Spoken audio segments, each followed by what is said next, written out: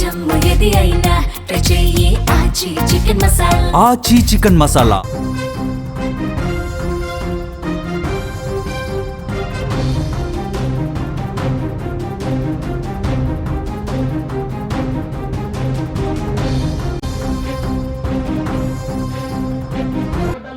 Yes, ప్రస్తుతం అయితే కరీంనగర్ కార్పొరేషన్కి సంబంధించినటువంటి ఫలితాల్లో ఉత్కంఠ కొనసాగుతుంది. అయితే అందరూ ఊహించినట్టుగానే బీజేపీ స్వల్ప ఆధిక్యత కనబరుస్తుంది. బీజేపీ ఇప్పటివరకు చూసినట్లయితే మొత్తం 66 డివిజన్లకు సంబంధించి కూడా బీజేపీ పార్టీ దాదాపుగా 26 స్థానాల్లో మొదటి రౌండ్లో లీడ్ కనబరుస్తున్నట్టుగా తెలుస్తుంది. ఇక కాంగ్రెస్ పార్టీ 12 స్థానాల్లోనూ, అలాగే బీఆర్ఎస్ పార్టీ 3 స్థానాల్లో లీడ్ కనబరుస్తున్నట్టుగా మనకు తెలుస్తుంది. వీటికి సంబంధించినటువంటి వివరాలు ఒకసారి చూసినట్లయితే మనకి ఓవరాల్గా అంటే బీజేపీ లీడ్ కనపరుస్తున్నటువంటి డివిజన్స్ ఒకసారి మనం చూద్దాం.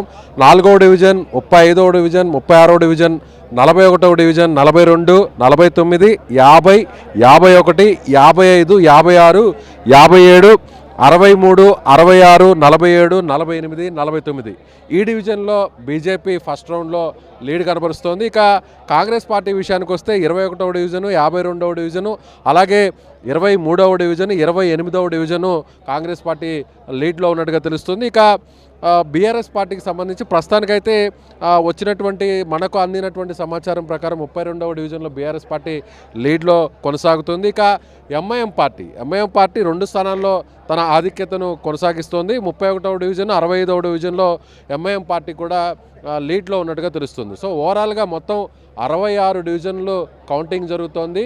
తొలి రౌండ్లో అయితే బీజేపీ 26 డివిజన్లోను, అలాగే కాంగ్రెస్ పార్టీ 12, బీఆర్ఎస్ పార్టీ 2 లేదా 3 డివిజన్లో లీడ్లో కొనసాగుతుంది. ఇక ఎంఐఎం 2 స్థానాల్లో, ఇండిపెండెన్స్ కూడా 2 స్థానాల్లో, మరో 2 స్థానాల్లో కూడా తమ ఆధిక్యతను కొనసాగిస్తున్నట్టుగా చెప్పవచ్చు. ఓవరాల్గా మేయర్ స్థానాన్ని, మేయర్ పీఠాన్ని కైవసం చేసుకోవాలంటే ఇక్కడ డివిజన్లో 66 ఉన్నారు కాబట్టి 66లో మ్యాజిక్ ఫిగర్ 34 అవుతుంది.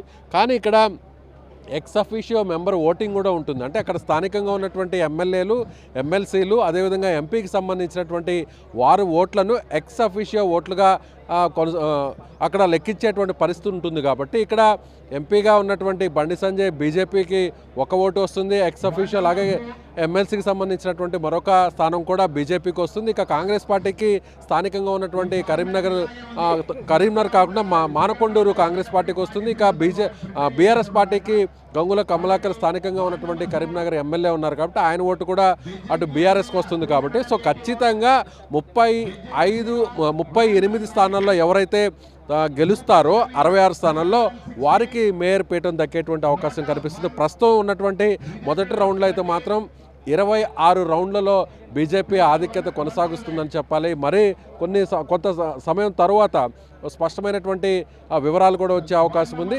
అటు పోస్టల్ బ్యాలెట్లో కూడా స్పష్టమైనటువంటి ఆధిక్యతను కొనసాగించినటువంటి బీజేపీ ఇక్కడ తొలి రౌండ్లో కూడా తన ఆధిక్యతను కొనసాగిస్తుందనే చెప్పాలి. అయితే ఇప్పుడు బీజేపీ మ్యాజిక్ ఫిగర్ సాధించాలి అంటే మేయర్ పీఠాన్ని కైవసం చేసుకోవాలంటే ఖచ్చితంగా 37 లేదా 38 స్థానాలను గెలుచుకోవాల్సినటువంటి పరిస్థితి ఏర్పడింది. సో మరికొన్ని మరికొంత సమయం తర్వాత స్పష్టమైనటువంటి వివరాలతో కూడా మళ్ళీ సుమన్ టీవీ మీ ముందుకు వచ్చేటువంటి అవకాశం. సో కరీంనగర్ కార్పొరేషన్ ఎన్నికలకు సంబంధించి కూడా లైవ్ అప్డేట్స్ కోసం సుమన్ టీవీ కరీంనగర్ ఛానల్ని ఫాలో అవ్వండి.